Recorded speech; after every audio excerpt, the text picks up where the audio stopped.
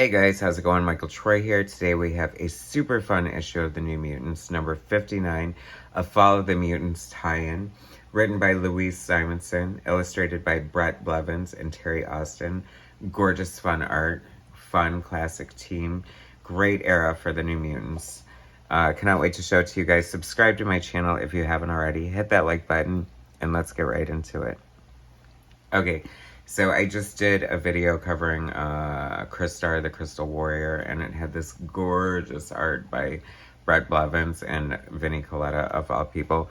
But it was so good, and I had this New Mutants in my pile with art by Bret Blevins. So this is much later in his career. His style, I feel, has evolved to a certain point, so I thought it'd be fun to look at that. And it's New Mutants. I love New Mutants. I've been doing New Mutants videos, so randomly. And so this is after, and Chris Claremont is gone. Louise SIMONSON is writing. I mean, even Jim Shooter is gone. Louise SIMONSON, writer. Bret Blevins, penciler. Terry Austin, inker. Such a great art team. It looks so good together. I love it. Tom Orzechowski, letterer. And Glynis Oliver, colorist. All is well with the world. And Senti, editor. Thank you. Yes, love you, Anne. Love your Daredevil. Such a classic run with JR. One of my faves. This is it. What a gorgeous splash page. The New Mutants had so much going on for them. I feel one of the huge strengths of the characters, and I've said something similar to this before, so forgive me for repeating myself, but I'm going to do it more flowery. But, they all wear the same uniform, but they have so many distinct things about them that are just so fun and so visually exciting that it just creates this, like, great, cool look for the team that I just love so much. Like, Danny being a Valkyrie and, like, like her Native American heritage flourishes, like, the fringe in her boots and her belts and things like that. And, I don't know, Birdie, is this character's name Birdie? Like, what, I mean, I loved Louise Simonson's run, but some of it, I don't know. But, I mean, hats off to her because, she wrote Power Pack, and I didn't think I really read her Superman run, but I do love her as a writer, love her X Factor.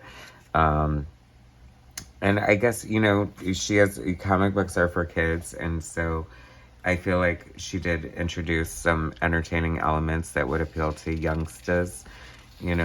Comics, they're not just for 40-year-old men. Great. Oh my God, can we talk about the art here? Okay, the horrifying printing. This is the flexographic period. Like, bright, garish colors. Like, you could park a car in between the spaces of the dots of this color. Like, it's bad, people. I mean, you've got so many horrifying things going on, like the bleeds here. I'm gonna take a Xanax and calm down. All right, it just bothers me. Now I need to see the original art. Philip, I need my digital update. I know you hate Bret Blevins' art, but can you, like it? I mean, look how good it is. I love it so much. It's so much fun. Terry Austin is the perfect inker for him. He's the perfect inker for anybody. I love Terry Austin's ink so much, but I feel like it lends itself super well to this because there's such a cartoony...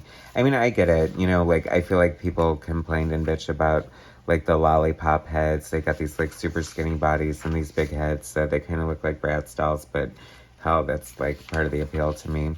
What a great Magneto. Oh my God, I never noticed Blevins drawing him with, like, Frida Kahlo eyebrows. That is crazy. Or Frida Kahlo eyebrow, I should say. Great headshots. Oh my God, we need that for the corner box. Totally. Bret Blevins, inked by Austin, corner box heads. Like, how fun is this? I love this. This is like, and it's funny because the episode I just did was Crystar, and it, like, based on a toy company. And so that kind of made, and Bret Blevins drew the Dark Crystal adaptation, I feel, for Marvel Comics. God, I hope I come across that in my collection. That would be epic. But just seeing the silhouette is, like, so, like, Henson-esque. Like, it reminds me of Oh god, there's this like one Muppet who's like so creepy it kind of reminds me of. I'm thinking like, I don't know, Fraggle Rock or something crazy like that, but what the hell do I know? My sister was more into Fraggle Rock than I was, but I did watch it with her a lot. I don't know the words to the song, and I can't sing. Bright Wind, I love it. I love the way he draws these characters. I think they look so good. That was also like the best thing about this this roster of characters, like the fun of the New Mutants. Like so many great artists did so many great things with them, like Art Adams and Paul Smith when they were in Uncanny X-Men 167, and Bill Sienkiewicz, of course, Steve Lealoha. Oh, Ellen Davis's annuals. I mean, it makes me want to cry, like, just to think of all the different iterations of these characters and how much I love so many different versions of them. The gift of comic book art, children. Look at that fun. And it's so funny. I've proven myself wrong over the years, because I used to feel like not everyone could draw Warlock well, and like very few people could. And then going through so many of these old things, like, that is a damn good Warlock. I mean, you do have the benefit of Terry Austin inking it, so it's very similar to like kind of an Art Adams Warlock, but I will take it. It looks great. It's different enough to be your own Bret Blevins, and it's beautiful, and I love it. How's that for a little rampage? Just like, I mean, the true gift is the Austin inks. I love like looking at his hatching and just like, I don't know. You know, he just gets in there and does the work, and he's just so talented and brings so much to the plate. Cute rain face there. I like her hair, like a little grown out. I think that was definitely a flourish of Bill Sienkiewicz. Sam almost having a tail here. I wouldn't have minded if Sam had a tail. And Ilyana, like my favorite New Mutant ever. It's hard to pick one because I love them all so much, but I don't know. Ilyana was always so badass and just always looked so cool. And of course she's blonde. I'm partial to blondes, what can I say? My favorite boy is Doug. I know I'm awful. The classic Art Adams Wolverine. They can print that wherever they want. Like, I never get tired of seeing that image. Like, that is such, like, the classic Wolverine in my mind, anyway. And even more so than John Byrne, maybe? I don't know. I hesitate to say that. Because I feel like I might have had more of a connection emotionally to Art Adams' X-Men than John Byrne's, just because I feel like I experienced it first. No. I don't know. Whatever. I'll save it for past life regression therapy. Although it was just this life. So, what a great splash page. Oh my god, I love this. There's so much happening here.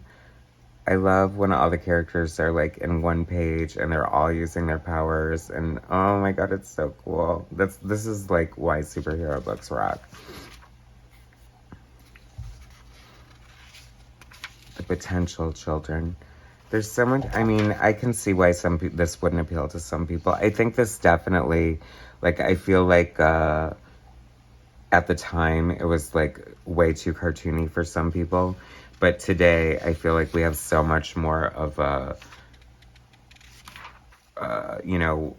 widespread variety, from photorealism to like super cartoony, and I feel like they all have their place. So I think it would be more widely accepted now, is what I'm basically trying to say.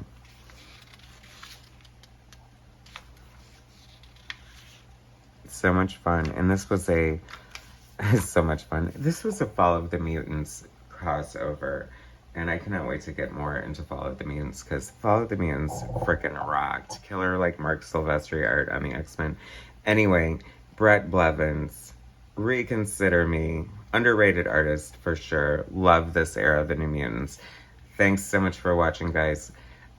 Please subscribe to my channel if you haven't already. I know I sound like a broken record, but it's important. Subscribe, like, share, notifications. See you soon, guys. Thanks.